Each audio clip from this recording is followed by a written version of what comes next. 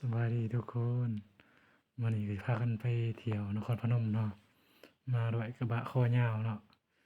ตอนนี้ก็ข้ามขัวใส่บั้งไฟเนาะภาคเบื้องที่เฮามาแม่นภาคขมวนเนาะเฮาจะข้ามไปทางแขวงสวรรณเขตเนาะตอนนี้ก็ฮอดบ่อนจ่ายปีเรือเนาะตอนนี้ก็ด่านตมอืมอันนี้กำลังกะเกียมลงเรือเนาะเพอเรือเพิ่นก็เลยจอดเนาะเทียบท่าไว้เนาะรอท่า อันนี้ก็ด่านตมเนาะบ่อนเพิ่นจ่ายปีเราก็ได้หนังสือเนาะเป็นปีหลังจากนั้นเราก็จะลงเรือกำลังรอท่าเนาะโชเฟอร์เรือกำลังท่าคนเกียมไปเนาะตอนนี้ก็ข้ามมาฮอดฝั่งไทยแล้วเนาะนี่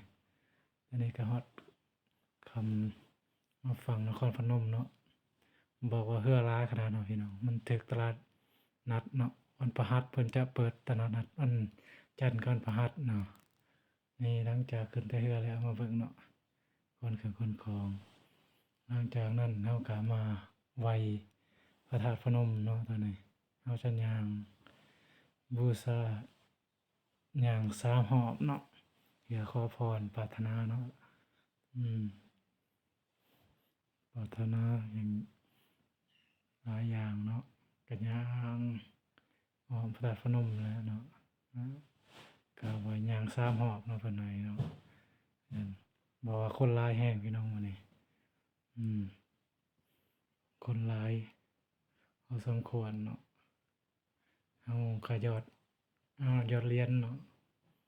เพื่อบูชาดอกไม้เพิ่นจะมีไว้ให้เนาะจากนั้น